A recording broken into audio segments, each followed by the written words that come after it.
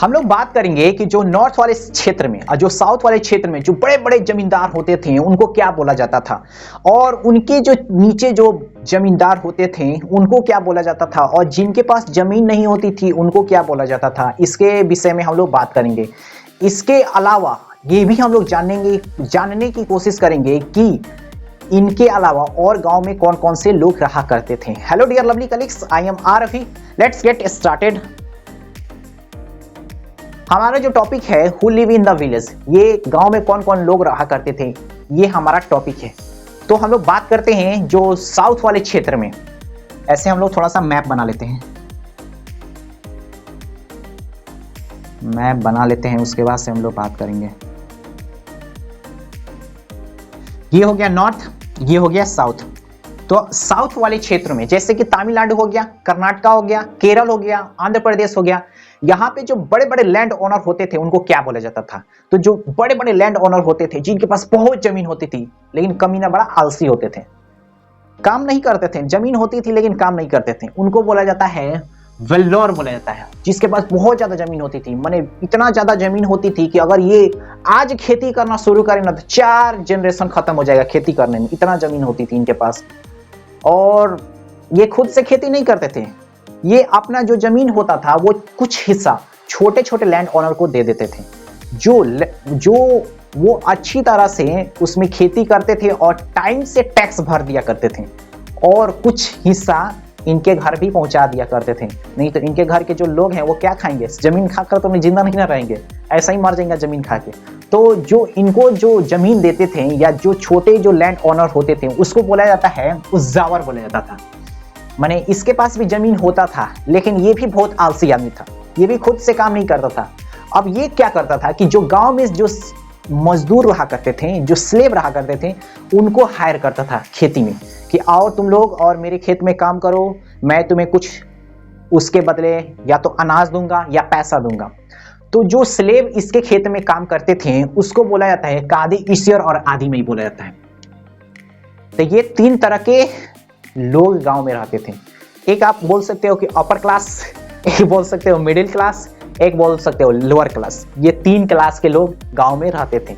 जो बड़े बड़े जो लैंड ओनर होते थे उनको बोला जाता है वेल्लोर, उसके नीचे जो छोटे लैंड ओनर होते थे उनको बोला जाता है उज्जावर, जिसके पास जमीन नहीं होती थी उसको बोला जाता है कादी ईश्वर और आदि में। तो ये जो 3 कैटेगरी के लोग हैं वो रहते हैं साउथ वाले क्षेत्र में, जैसे कि तमिलनाडु हो गया और उसके बाद से आंध्र प्रदेश हो गया, कर्नाटक हो गया, केरल हो गया, इन सब क्षेत्रों में रहा करते थे।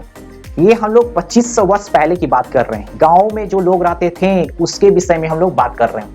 अब आते हैं नॉर्थ वाले क्षेत्रों में। कहाँ पे? तो श्रीनगर, लद्दाख, उत्तराखंड, दिल्ली, उत्तर प्रदेश, इस सब क्षेत्रों के हम लोग बात करेंगे। इधर नहीं जाने का, इधर नॉर्थ ईस्ट हो जाएगा, लड़ाई कराना है का। तो जो नॉर्थ ईस्ट में नहीं, नॉर्थ वाले क्षेत्र में जो लैंड ओनर होते थे या जो गांव के जो मालिक होते थे उसको बोला जाता है ग्राम भोजक। नामे से क्लियर है, ग्राम भोजक। ये गांव के मालिक बोल सकते हो या गांव के सबसे बड़े जमींदार बोल सकते हो। इसके पास से बहुत ज्यादा जमीन होती थी। देखो साउथ वाले क्षेत्रों में भी जो बहुत जमीन जिसके पास थी, है तो दोनों इंसान है लेकिन नाम अलग अलग है कि नहीं।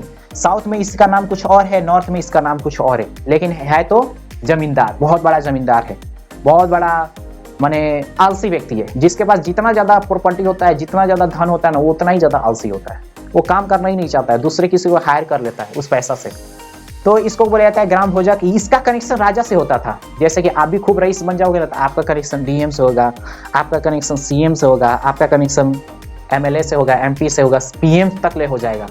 सिर्फ अपने आप को इंप्रूव करते जाओ जितना ज्यादा हो सके। डेली कुछ नहीं करना है, सुबह सुबह उठो, उठते सुनते बोलो कि आज बहुत ज्यादा मेहनत करूंगा, कल के तुलना में आज बहुत ज्यादा काम करूंगा, कल मैंने जितना काम किया था उससे आज बहुत ज्यादा काम करूंगा, बहुत बेहतर करूंगा और बहुत अच्छी तरह से करूंगा। ये कह कर अपने आप को याद दिलाओ कि हाँ, जो मैं काम करने बैठ रहा हूं उस काम को बहुत अच्छी तरह से करने की कोशिश करूंगा। डेली करना है। उठो तुरंत बोलो कि साला आज फोड़ देंगे, आज जितना हो सके उतना एनर्जी को ठूस कर और काम को इतना बेहतर तरीका से करेंगे कि कल का रिकॉर्ड तोड़ देंगे। ऐसे एटीट्यूड बनाकर काम करो। ऐसा एटीट्यूड बनाकर काम करोगे ना तो डेली आपके अंदर इंप्रूवमेंट आएगा, डेली इंप्रूवमेंट आएगा। और हो सकता है कि 5 साल बाद आप बहुत बड़े आदमी बन जाओ। हो सकता है कि 5 साल बाद और भी बहुत बड़े आदमी बन जाओ। इस तरह करके अगर ये काम करते हो ना, तो इस तरह से करने के बाद आप बहुत ज़्यादा सक्सेसफुल पर्सन बन सकते हो। क्योंकि देखे हो कि हर किसी के पास यार 24 घंटा ना रहता है, फिर भी बहुत कम लोग ही होते हैं जो सोसाइटी में बहुत सक्सेसफुल बनते हैं। क्यों? तो वो काम भी करते हैं, प्लस अपने आप को ये भी रियलाइज कराते हैं कि बेटा तू सक्सेसफुल बन जाएगा, बेटा तू इससे अच्छा और कोई नहीं कर सकता है, माने तेरे से अच्छा कोई भी नहीं कर सकता है इस काम को। वो लोग इसको अपने आप से ही कहलाते हैं कि तुमसे अच्छा कोई भी नहीं कर सकता है, माने खुद को बोलते हैं कि तुमसे अच्छा कोई इस दुनिया में है ही नहीं कि इस काम को कर सकता है। इसीलिए वो बहुत ज़्यादा सक्सेसफुल निकल जाते हैं, उस काम में बहुत ज़्यादा परफेक्ट भी हो जाते हैं। वैसे ही आपको भी सुबह जैसे उठना है वैसे बोलना है, इसको आज फोड़ देंगे, कल से अच्छा करेंगे आज। ओके, तो ये जो ग्राम भोजक थे इनका कनेक्शन राजा से होता था।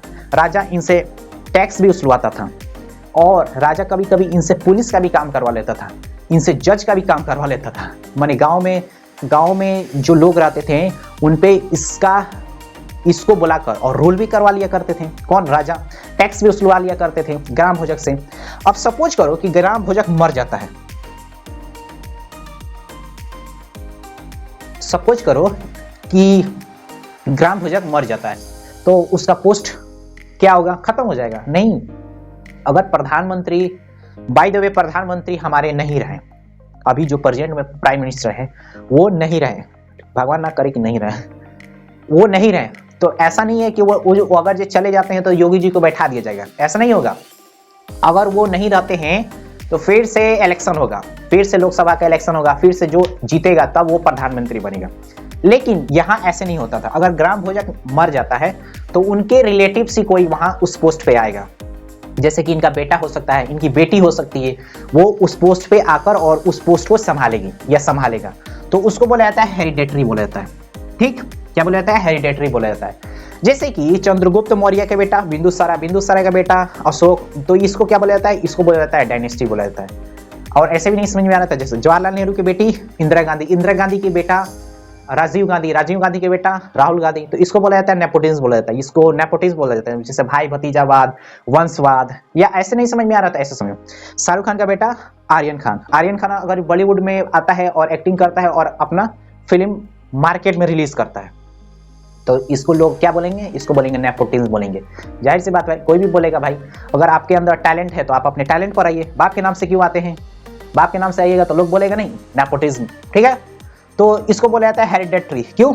इस सिस्टम को बोला जाता है। जैसे कि ग्राम भोजक नहीं रहते हैं तो उनके जगह पे कोई अगर उनका रिलेटिव ही आता है तो उसको बोला जाता है हेरिडेटरी सिस्टम बोला जाता है, ठीक है। अब बात करते हैं गृहपति से। इनका संबंध ग्राम भोजक से ज्यादा नहीं होता था, ये इंडिपेंडेंट फार्मर था। इसके पास इतना एटीट्यूड होता था कि खुद ग्राम पति से बोलता था, ग्राम भोजक से बोलता था कि बेटा तुम्हारी जरूरत नहीं है, हम खुद से अपने जमीन में अनाज को उगा सकते हैं, खुद से अपने जमीन में अनाज को पैदा कर सकते हैं। तो ये जो है ये गृहपतिस ये ग्राम भोजक से बहुत ज्यादा इंडिपेंडेंट होता था। लेकिन जब भी इसको अगर स्लेव की जरूरत पड़ती थी तो उसको हायर करता था और अपने खेतों में काम करवाता था, बदले में अनाज देता था और टैक्स भी टाइम टू टाइम भर देता था राजा को, ठीक है। जिसके पास जमीन नहीं होती थी उसको बोला जाता है दासा और कर्मकरा बोला जाता है। हम लोग किस क्षेत्र की बात कर रहे हैं? तो ये नॉर्थ वाले क्षेत्र की बात कर रहे हैं। ये गृहपतिस हो गया, चाहे दासा कर्मकरा हो गया, चाहे हेरिडेटरी हो गया, ग्राम भोजक, ये हम लोग बात कर रहे हैं नॉर्थ वाले क्षेत्रों की। नॉर्थ वाले क्षेत्रों में इनको क्या बोला जाता था, ठीक है। तो जिसके पास जमीन नहीं होती थी उसको बोला जाता है दासा या कर्मकरा बोला जाता है। इन लोगों के अलावा गांव में और भी लोग रहा करते थे, जैसे कि क्राफ्ट पर्सन हो गए, जैसे कि ब्लैक स्मिथ लोहार हो गया, और उसके बाद से पॉटर हो गया, पॉटर मतलब मिट्टी के बर्तन बनाने वाला, और उसके बाद से कारपेंटर बढ़ई, उसके बाद से वीवर मतलब हो गया बुनकर हो गया। तो ये लोग रहा करते थे कहाँ पे? गांव में रहा करते थे। गांव एक दो आदमी से नहीं बनता है और एक दो कैटेगरी के लोग रहकर गांव को निर्माण नहीं करते हैं, उसमें बहुत सारे लोग रहा करते थे। अगर इसको आपको समझना है बहुत अच्छी तरह से, तो आप अपने गांव में थोड़ा सा आसपास थोड़ा नजर घुमा लो कि गांव में कौन कौन से लोग रहते हैं। इसको अपने लाइफ से रिलेट करने की कोशिश करो। देखो, कुछ भी चीज याद करना है तो आप खुद लाइफ से रिलेट कर दो। मैं आपको एक एक्सीडेंट बता रहा हूँ, वो दुर्घटना वाला एक्सीडेंट नहीं बता रहा हूँ, एक लड़की का जन्मदिन था 8 मार्च को और वुमेन्स डे भी पड़ता है, इंटरनेशनल वुमेन्स डे भी पड़ता है 8 मार्च को। तो इसको याद करने का हम तरीका ढूंढे कि यार कैसे याद करें कि याद हो जाएगा। तो उस लड़की का जन्मदिन है 8 मार्च को, वुमेन्स डे भी है 8 मार्च को, तो हम इसको रिलेट कर दिए उस लड़की के बर्थडे से। इस तरह से हमको जिंदगी भर के लिए याद हो गया कि इंटरनेशनल वुमेन्स डे 8 मार्च को मनाया जाता है। तो आप भी जैसे जैसे आगे बढ़ रहे हो तो वैसे वैसे अपने लाइफ से रिलेट करते जाओ, आसपास के लोगों से रिलेट करते जाओ, ताकि आपको चीजें जल्दी याद हो, जल्दी याद आप उसको कर सको। तो ये रहा हमारा topic, Holi in the village. Thank you very much.